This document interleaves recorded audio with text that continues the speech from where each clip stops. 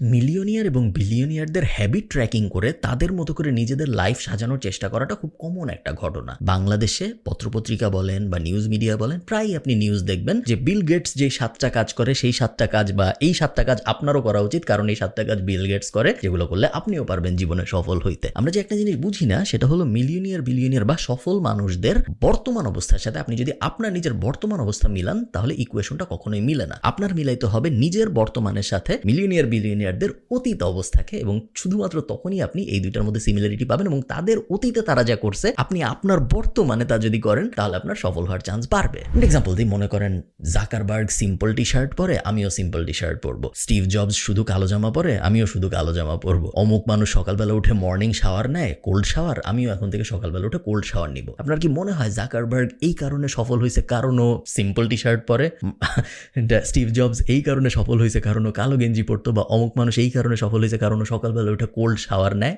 না, ওরা সফল হওয়ার পরে ওদের নিজেদের জীবনকে আরো অপটিমাইজ করার জন্য এই হ্যাকগুলা নিজেদের জীবনে ইমপ্লিমেন্ট করছে সফল হওয়ার পরে, আগে না। আপনি যদি আজকে সফল হওয়ার জন্য মনে করেন যে ও সফল, ও কালো গেঞ্জি পরে, আমি সফল হইতে চাই, আমিও কালো গেঞ্জি পরবো, তাহলে কিন্তু জিনিসটা হবে না। কারণ ব্যাপারটা এরকম না, আপনার তাদের অতীতে তারা কি করছে এটার সাথে নিজের বর্তমানকে মিলাইতে হবে। আপনার কি মনে হয় মার্ক জাকারবার্গ যখন ওই কলেজ ডর্ম রুমে ছিল, যখন ফেসবুক বানাচ্ছিল, তখন কি ও কি রঙের জামা পরবে এটা নিয়ে চিন্তা করতো না? বিল গেটস যখন ছোটবেলায় মাইক্রোসফট কোডিং করতেছিল, ও কি চিন্তা করতো যে আমি ভোরবেলা উঠবো না, আমি রাতে ঘুমাইতে যাবো? সারা রাত ঘুমাইতো না, 3 দিন 4 দিন টানাও কাজকর্ম করতো। আমরা জানি, আমরা ইলন মাস্কের বায়োগ্রাফিতে পড়ছি অফিসের নিচে চেয়ারের নিচে ঘুমাইতো টানা, ইভেন এখনো ঘুমায় অনেক সময় চেয়ারের নিচে। সো আইডিয়ালাইজ যখন আমরা করি, আমরা যখন আইডিয়াল লাইফস্টাইল সাজানোর চেষ্টা করি, অনেক সময় এই সমাজ, নিউজ, পত্রপত্রিকা, মিডিয়া এগুলো আমাদের এরকম একটা ধারণা দেওয়ার চেষ্টা করে যে অমুকের বর্তমান জীবন দেখায় আপনার বর্তমান জীবনে এমন হওয়া উচিত, এরকম একটা ভাইব দেওয়ার চেষ্টা করে, যেটা একদমই সত্য না। একটা মাত্র জিনিস, যেই জিনিসটা মিলিয়নিয়ার বিলিয়নিয়ার বা ইন জেনারেল সফল মানুষদের মধ্যে খুব কমন, ছোটবেলা থেকেই কমন, যে জিনিসটা আপনি আজকের থেকেই শুরু করতে পারেন, সেটা হলো বই পড়ার অভ্যাস। আমরা দেখছি মিলিয়নিয়ার বিলিয়নিয়ার বা সফল মানুষ যারা আছে তাদের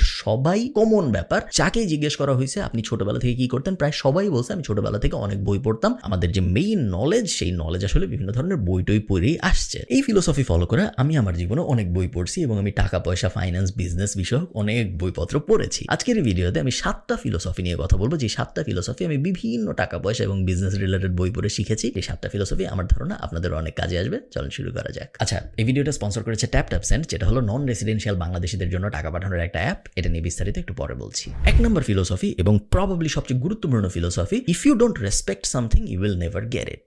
অন্যভাবে বললে, you can't get what you don't respect. শুনতে সহজ শোনাচ্ছে, বাট আমি একটু এক্সাম্পল দিয়ে বোঝাই, আপনাদের বুঝতে সুবিধা হবে, কারণ এই ভুল আমরা অনেকেই করি, আমি নিজেও এই ভুল অনেকদিন পর্যন্ত করেছি। আমরা